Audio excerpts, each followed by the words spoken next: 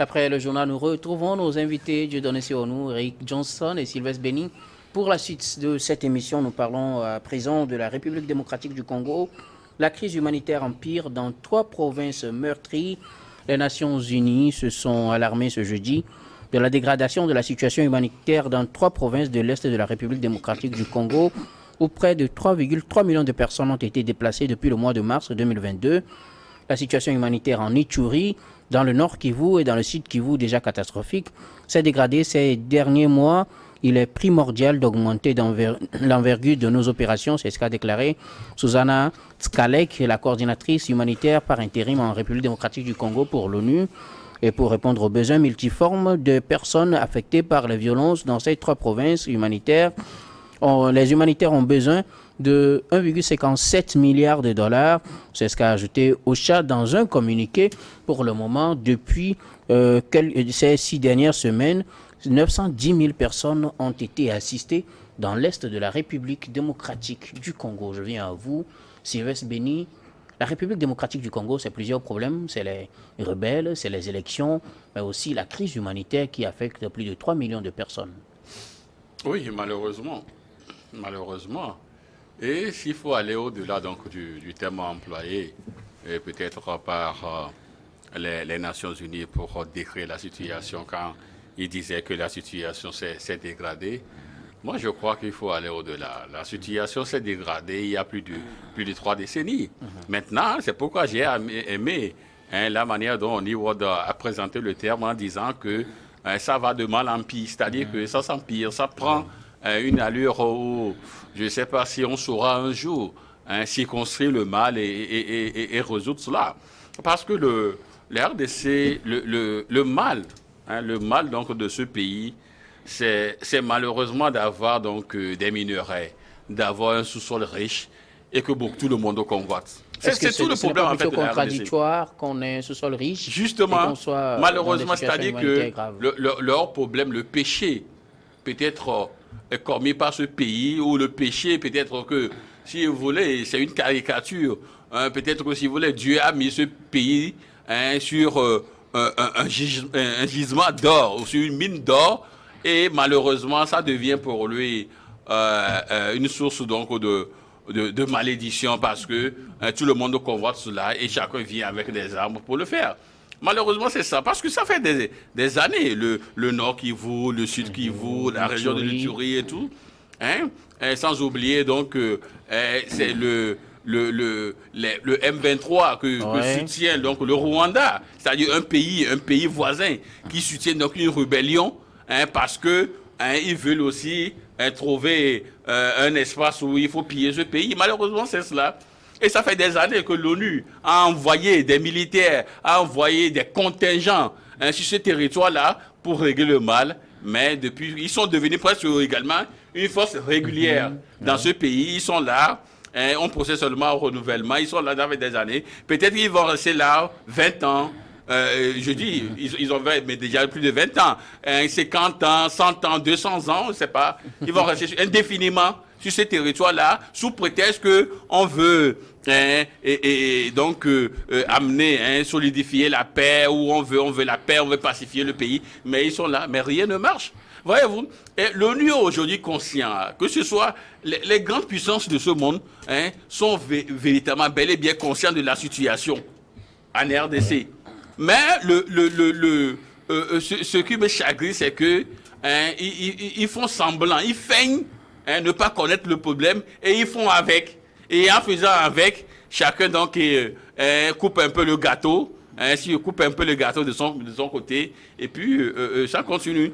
Et ce pays-là, qui est tellement riche, immensement riche, insolemment riche, si vous voulez, sinistrement riche, c'est-à-dire tous les thèmes peuvent être employés, mais malheureusement, c'est la population qui en partie, qui vit encore en deçà du seuil de pauvreté.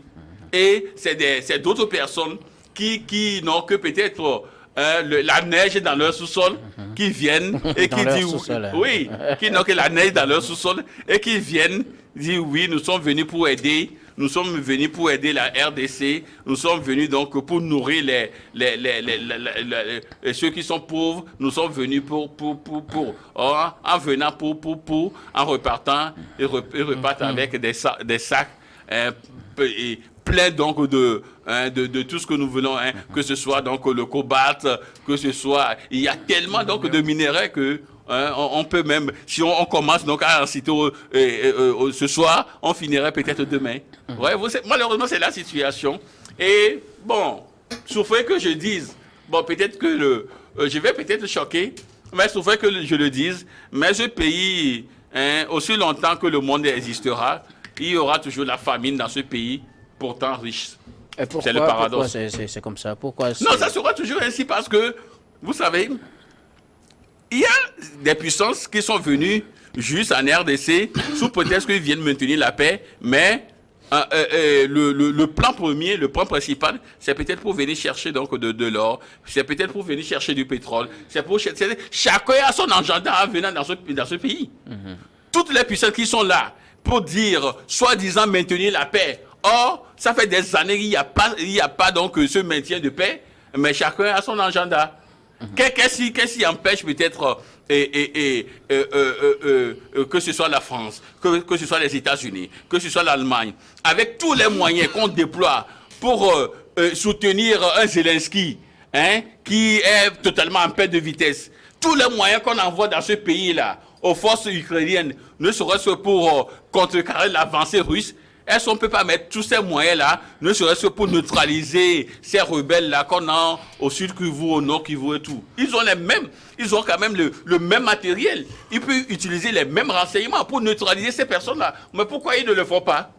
C'est la question que nous devons nous poser. Pourquoi ces rebelles-là qui passent dans les villages, parfois avec des armes blanches, pour tuer, égorger les gens et tout ça, pourquoi ils n'arrivent pas à les maîtriser? Mais ils savent là où ils sont. Maintenant, on dit, non, nous avons une force onusienne, une force au tampon. C'est-à-dire qu'on met une force, on dit, oui, ceux-là n'ont qu'à rester de l'autre, de vous aussi rester ici. Et c'est ça la paix. Voyez-vous? Et quand ceux-là sont véritablement exacerbés par la situation, ils veulent aller les neutraliser, on dit, non, vous ne pouvez pas franchir la ligne parce qu'il y a les forces de l'ONU qui sont là, vous ne pouvez pas aller au-delà. Mais c'est sur votre territoire. C'est-à-dire qu'ils sont venus partitionner le territoire et vous-même, les autorités légitimes, vous ne pouvez pas aller au-delà parce que l'ONU est là et derrière l'ONU, ce qui se passe, on le sait. Vous le savez, non? En tout cas, moi, vous ne le savez pas. Tu peux nous en dire plus, ça? Derrière ça, derrière le rideau, on sait ce qui se passe. Qu'est-ce qui se passe? Il faut nous en dire un peu. Non, écoutez, je crois que les auditeurs, les téléspectateurs, téléspectatrices en savent mieux que moi. Non, en réalité, je l'ai dit dans mon propos, ce pays est juste pillé pour tout. Donc, ils viennent sous le sceau donc, de maintenir la paix pour piller la RDC. Malheureusement, c'est cela. En tout cas, c'est votre lecture de la situation. Les Nations Unies... Et c'est la meilleure, peut-être. Peut-être. Les Nations Unies ont besoin de 1,57 milliard de dollars, ce qui équivaut à 941,25 milliards de francs CFA pour pouvoir subvenir aux besoins des populations en République démocratique du Congo, Eric. Et c'est aberrant. On va présenter la RDC. La RDC, c'est 86,9 millions d'habitants. Vous avez cette population où plus de 60 millions vivent dans la pauvreté. Sur les 86 millions. Sur les 86 millions. Ça, c'est encore les chiffres de 2022.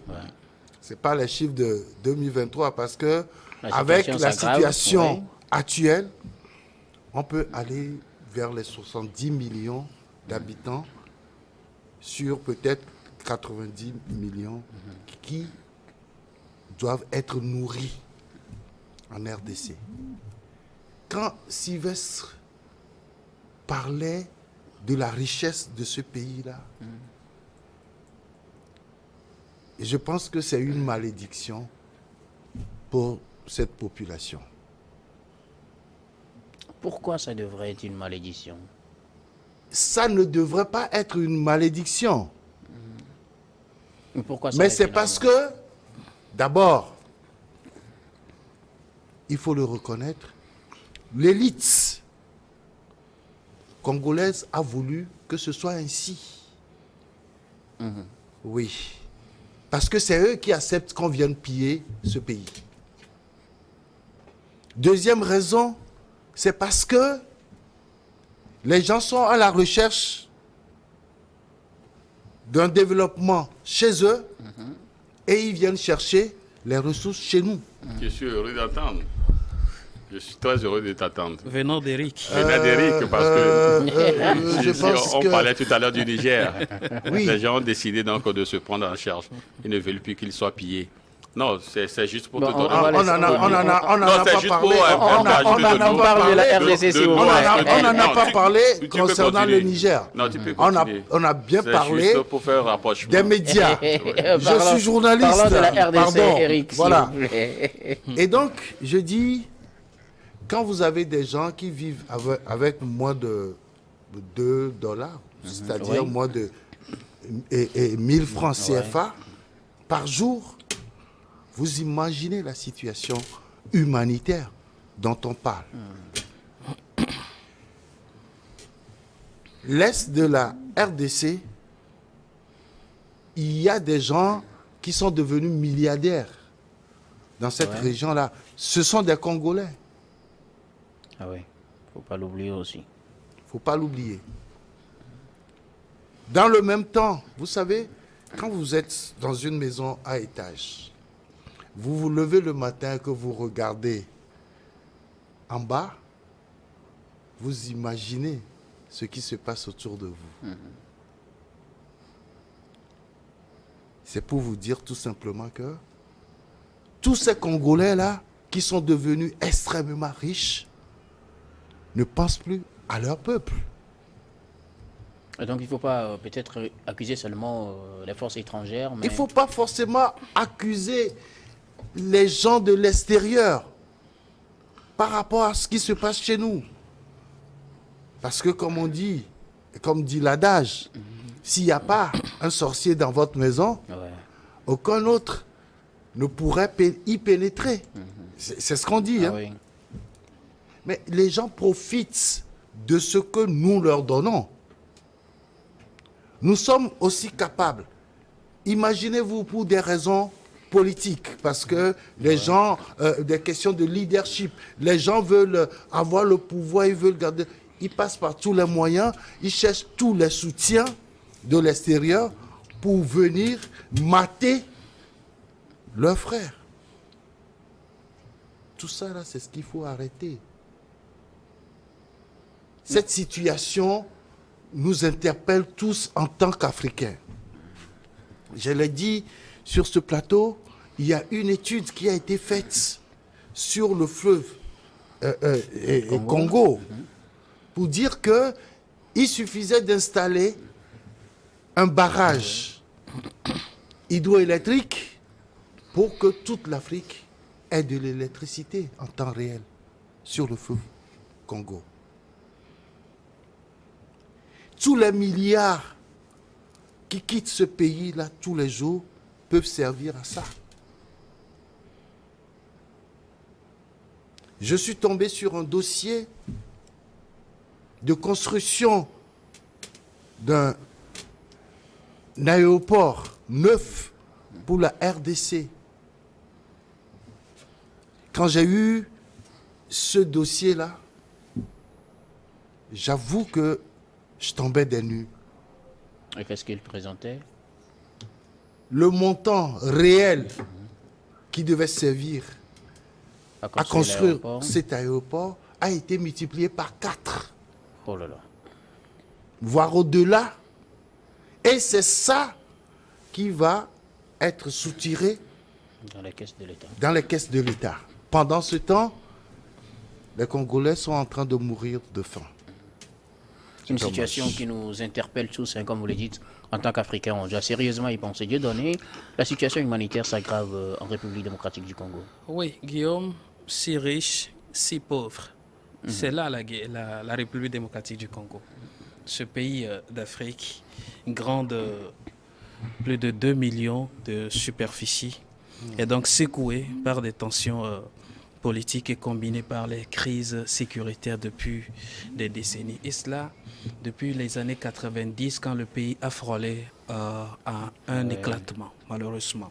Et aujourd'hui, la situation ne présente pas un visage d'évolution, mais plutôt un visage d'enfer. Cela veut dire, ça va de mal en pire.